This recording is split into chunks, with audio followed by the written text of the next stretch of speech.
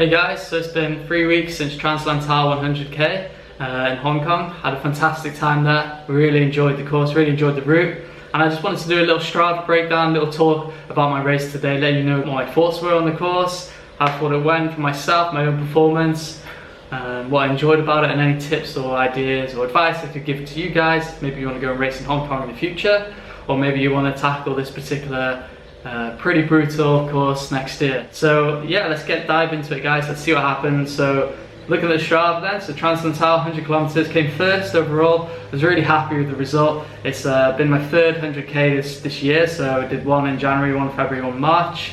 It's been a good start to the year. I really feel like I'm dialing in some nice kind of pacing and idea and good sense of self on these 100ks. Really got a good idea of where my strengths lie, and having an idea of when's good to push on and when's good to hold back is really an incredible thing. A few years ago I wouldn't have imagined I could run 100 kilometers. So it's actually 103k the course, over 5,000 meters of climbing, so lots of climbing on this course. My shoe of choice for this, I wore the Hoka One Speed Goats. Really enjoyed the shoe for this 100k. It's my first time wearing for a 100k race. I couldn't imagine the better shoe for me. Lots of cushioning, and with the Vibram Mega Grip outsole as well, meant that any wet or slippy rocks I had no issues at all with gripping, which was fantastic. So talking about conditions for the course, it was a pretty difficult night out there. We started at 11:30 p.m, so that was a really big factor for the race, which is something I wasn't used to at all, running through the night like that.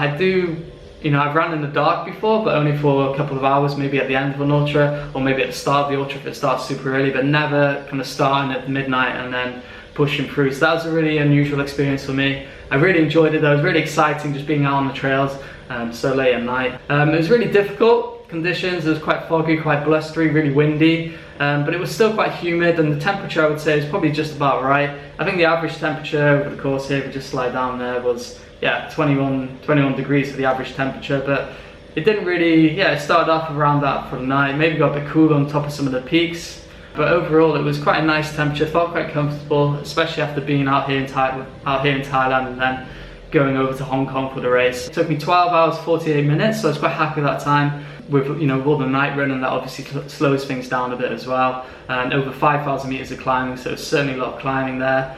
Special mention to these dudes, Henry, John and Jeremy. Had a good time running through the night with those guys. Scrolling down, you can see here you've got the course profile, so you can see from the gun you're just climbing throughout this race.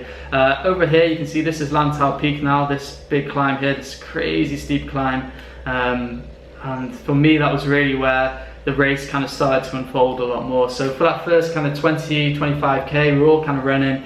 It's a good little group of us. We're having a great time out there, setting some nice kind of pace. Really, it was quite consistent pace, but it's nice. We were moving well through the night, and then when we got to kind of Lantau, things started kind of spreading out a bit more. So as we got to Lantau Peak over here, so this is coming up to 30 kilometers in, me and John had kind of, I guess, breached our own little gap. Then we were on our own towards the front, and John dropped me on the hill climbing up to Lantau. I started feeling at this point that maybe poles would have been a good idea. I've never ran with poles before, but for these steep climbs, especially through the night when you're just climbing up, it would have been really nice to have some kind of strength up in the arms to be able to put that through the legs, kind of try and save the quads, I guess, going up these big steep climbs, because the steps on Lantau as well, they're massive. They weren't just your normal kind of steps. You're having to really kind of squat to kind of get yourself up them. So it was a really challenging climb, and I lost Johnny kind of climbed just ahead of me on that. And as I got to the summit, I kind of got a bit confused, luckily it was only maybe a minute or so, but the trail kind of drops off on the other side, and if we scroll in on the map you can see that I nearly ended up kind of going down a different trail off the top of the mountain. So you come over here, I nearly ended up going kind of off the north side of the mountain. Luckily though, I kind of found the trail on top because it was pretty foggy. I couldn't see the markings quite so clearly, but managed to navigate myself down the right side of the mountain, and as soon as I saw the first marking then, I was really happy to know that I was on the right track. But yeah, coming down the other side, you can see it was just as steep, and I knew that I had to kind of work hard coming down there to try and catch John back up, because when it comes to an ultra, I never want to lose sight of any of the leaders. I knew that John's a local, and I know that he's famous for finishing strong in some of these ultras, and I didn't want to lose the distance line, didn't want to lose the ground, didn't want to lose him out of sight. And at this point in the race as well, it was pretty obvious I was having a few issues with myself. So I was having some problems with my head torch, which were really frustrating. I had bought a new head torch for it, which is meant to be 250 lumens, which is a lot more powerful, almost twice as powerful as any of the head torches I've used in the past. But when it came to kind of race day, it was good for maybe a few minutes, and then something went wrong. It was a bit faulty, it was making some weird kind of whirring noise, and it just wasn't that bright at all. So I was really disappointed and really frustrated for a lot of the race, because I was trying to obviously see these trails. It's pitch black, and I just wasn't having any luck with my head torch. So I was trying to stick with these guys, trying to feed a little bit off their kind of head torches, I guess, off the light that they had buzzing out of their heads, and mine was just not quite matching. So it was obviously more of a confidence thing as well, sticking with the locals, making sure you're not going to get lost in the first half of the course, and nobody wants to spend the whole night running by themselves. Yeah, so coming down Lantau, I definitely put the pressure on, really wanted to try and catch John back up, and you can see here that the pace kind of increased, obviously coming down the hills there, but had some good pace heading up, sub 4s on some trails, 3:32 kilometer there. So I was really working down some of these hills, really trying to catch John back up, and luckily coming into the A station, called back up to him there, and that was a big relief, because it's nice to be able to know that I was going to be running with someone again through the night time there. Coming up then, we got to kind of halfway into the race, 50 k's in, and that's where we really started to see kind of daylight pop its head up, and it was really beautiful, because by this point we'd ended up getting pretty close to the coast, and we started to run around the coastline here. So as soon as the sunlight came up, it really was quite a kind of euphoric moment for me. Really felt like I could really stride out and enjoy myself fully for the race. It was really difficult for the night to keep a cool head with the problems that I was having with my head torch, but it's definitely a growing experience for me. I felt like I learned a lot, having to kind of just keep myself calm, keep myself collected, go through the motions, and that's something that's really important with any ultra race.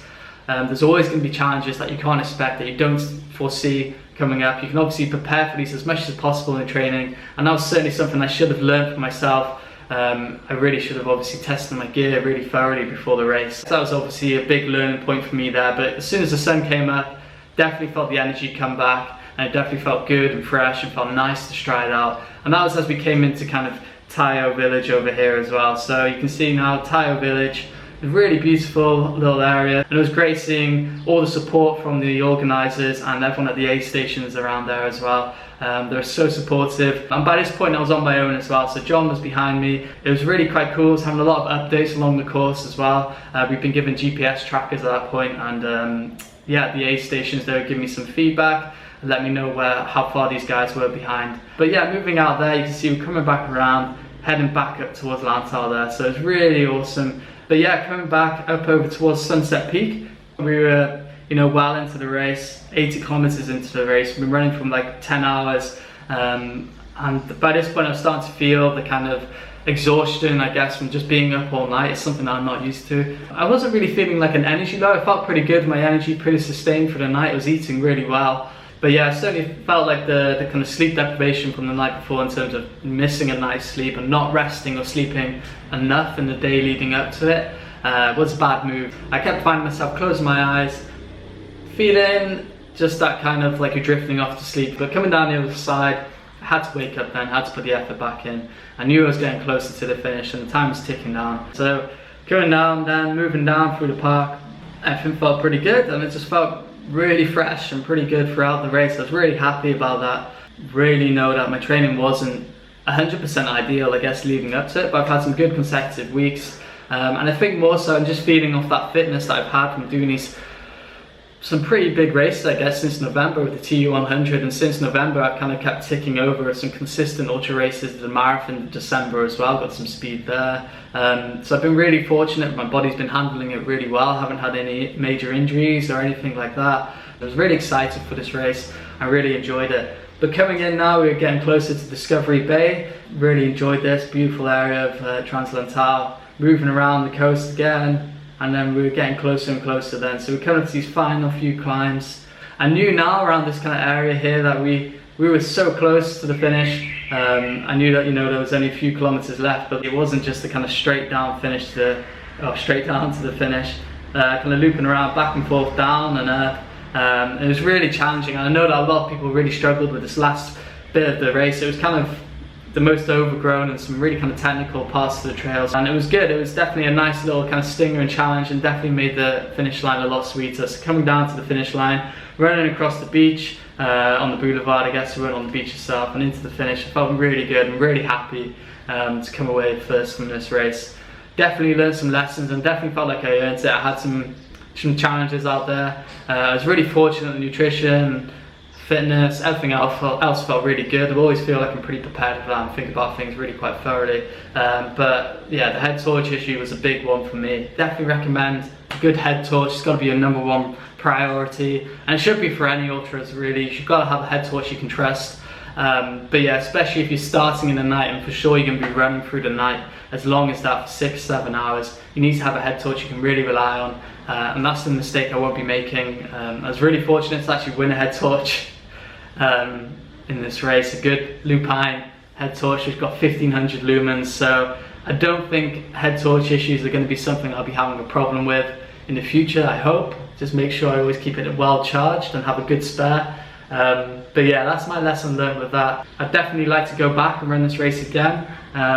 Really enjoy all the races in Hong Kong, and hopefully be out there again later this year to race. But yeah, what's coming up for me? So tomorrow I've actually got a 30-kilometer race down here in Thailand. I'm actually in Phuket at the moment. I've kind of relocated down here while Chiang Mai has the burning season up in the north, where the air quality is really smoky and not much fun at the moment. So I'm down here in Phuket, which is just super hot, really humid.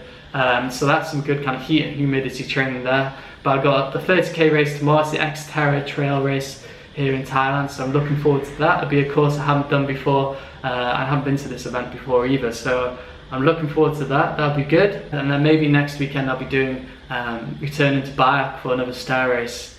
Not sure if you guys seen the video for that from last year, but Bayak is is the tallest skyscraper in Thailand. And I was really fortunate last year to pull off a good performance, get a course record against some really fast guys. And I saw it the other day and thought, yeah, I should probably go back and give it a try and see if I can beat myself from last year. So we'll see what these slow ultra legs can do, but some big races later this summer, and I'm gonna make another video about that, letting you guys know what I'm up to. But yeah, thanks for watching, guys. If you've got any comments or questions about racing in Hong Kong, or perhaps TransLantau race for yourself, maybe you might be thinking about racing there next year, pop them down below. Just get in touch, guys, if you've got any questions or you want to inquire about coaching. More videos on the way, and happy running.